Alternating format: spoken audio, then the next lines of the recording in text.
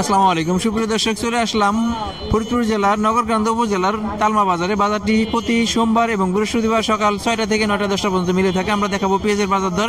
প্রিয় দর্শক, পেঁয়াজ যদিও বীজ পেঁয়াজ লাগানোর সময় প্রায় শেষের দিকে, মুড়ি কাটা পেঁয়াজ এখন খুব কম লাগানো, প্রায় যাদের লাগাইতে পারে নাই বা নিচু এলাকায় তারাই শুধু এখন এই বীজ পেঁয়াজ গুলো নিতেছে।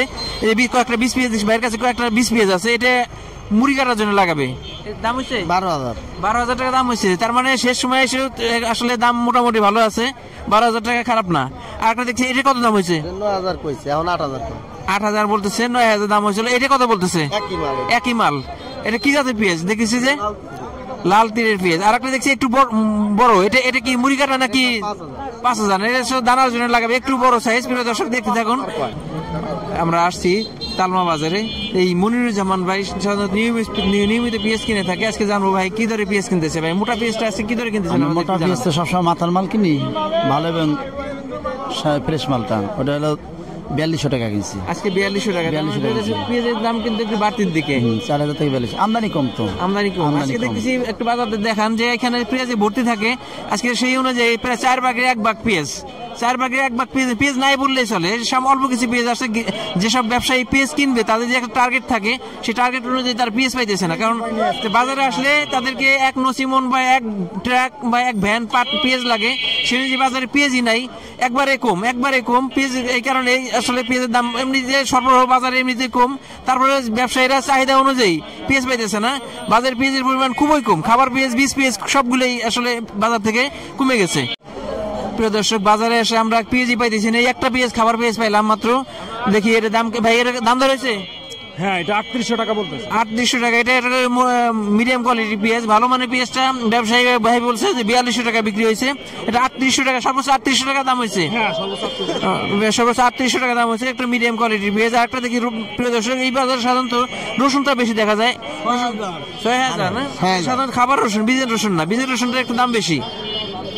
একটা দেখছি যে প্রিয় দর্শক, যে বাজারে পেঁয়াজের আমদানি কম থাকার কারণে গৃহস্থের ঘরে যে পেঁয়াজ ছিল বেশিরভাগ পেঁয়াজ এখন জ্বালায় গেছে, মানে গাছ হয়ে গেছে, আর বেশিরভাগ পেঁয়াজ নষ্ট হয়ে গেছে। এই কারণে বাজারে পেঁয়াজের ঘাটতি, নতুন পেঁয়াজ চলে আসবে। দেখেন এই যে এই পেঁয়াজটা ভালো পেঁয়াজ ছিল, এই ভালো পেঁয়াজটা পচে এখন নষ্ট হয়ে গেছে। এটাকে বিক্রি করা যাবে 2,000 টাকা মন চাইতেছে, তারপর 2,000 টাকা মন বলতেছে, তারপরে বিক্রি করা যাবে। প্রিয় দর্শক, আসলে ভালো পেঁয়াজটা এইভাবে পচে নষ্ট হওয়ার কারণে পেঁয়াজে আসলে কৃষকদের পোষায় না। প্রথম দিকে যে পেঁয়াজটা সাধারণত 2,000-2,500 থাকলে পোষায়, সেই পেঁয়াজটা এখন 5,000-6,000 হলেও পোষায় না। কারণ পেঁয়াজটা পচে দেখা যায় 1 মনে প্রায় অর্ধেক পেঁয়াজ নষ্ট হয়ে যায়। এখন লাস্টের দিকে পেঁয়াজের একটু দাম বেশি হলে পেঁয়াজ কৃষকের জন্য ওইটা ঘাটতিটা পোষায় যায়। প্রিয় দর্শক, বাজারে আসলে পেঁয়াজের আমদানি খুবই কম, এবং আমরা একটু পরে আসার কারণে পেঁয়াজের আরো আমদানি কম, এবং আমরা একটু আসতে দেরি হয়ে গেছে, পেঁয়াজই পাইতেছি না। এই পেঁয়াজটা কত দাম হলো? 4220 টাকা কইছে, দেই নাই। 4220 টাকা বলছে, 4220 টাকা বলছে, এখনো দেয় নাই। এটা কত বলছে? দুইটাই। আপনারা কত চাইতেছেন? 4500। প্রিয় দর্শক, আমার কৃষক ভাইয়ের অভিযোগ, আসলে যখন দাম কমে যায় তখন কেউ খোঁজ নেয় না।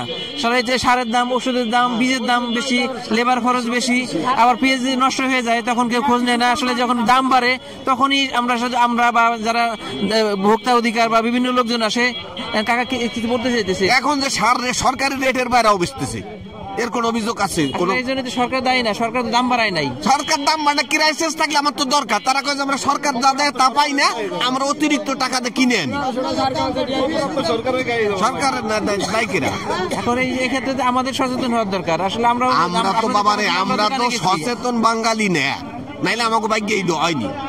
আসলে আমরাও বাজারে, কৃষকরা বলে যে সারের দাম বেশি, ওষুধের দাম বেশি, এই কারণে আমরাও দোকানে যাই বা ডিলারের কাছে গেছি, ওরা বলছে সরবরাহ একটু কম আছে কিন্তু দাম বাড়ে নাই, দাম আগের মতো আছে। কিন্তু কৃষকদের যখন যায়, কৃষকরা আলাদা আলাদা যায়, ওনাদের বলে যে এই দামে নিলে নেন, নাহলে ওষুধ নাই বা সার নাই, এরকম বলে কৃষকরা বেশি দামে কিনতে বাধ্য হয়। আর একটা বিষয় হলো পেঁয়াজের বাজার, বীজের বাজারটা আমরা যখন বছর শুরু হয় তখন আমরা যে রেটটা দেখছিলাম 3500 থেকে 3800 টাকা, আমরা নিজেরা গিয়ে রিপোর্ট করছি। সেই পেঁয়াজটা যখন মাঝে বা শেষের দিকে গেছি, 6,000, 7,000, 8,000, মানে যার কাছে জানিয়ে পারছে এরকম বাজারটা। আর হাই কোয়ালিটির বাজারটা আমরা সর্বোচ্চ 12,000 পেয়েছিলাম, সেটা 16,000, 18,000 পর্যন্ত পেয়েছি। আসলে কৃষকরা এই বীজের ব্যবসায়ীদের কাছে জিম্মি হওয়ার কারণে লাস্টে বলে পেঁয়াজের বীজ নাই, কারণ কৃষকের তো লাগাতে হবে বা বপন করতে হবে, এই কারণে বেশি দামে পেঁয়াজ বীজ কিনতে বাধ্য হয়। এই কারণে পেঁয়াজের দামটা আসলে খরচটা অনেক বেশি পড়ে যায়। এখন কৃষকের পর্যাপ্ত সারের চাহিদা, ওষুধের চাহিদা, এখন সার নাই বাজারে, বলে সার নাই, সারের দাম বেশি, বীজ নাই, বীজের দাম বেশি। এই কারণে কৃষকদের আসলে আমরা যে পরিমাণ বাজার দেখি, কৃষকের ওই বেশি হওয়ার কারণে বা নিয়ন্ত্রণ না থাকার কারণে কৃষক ক্ষতিগ্রস্ত হয়।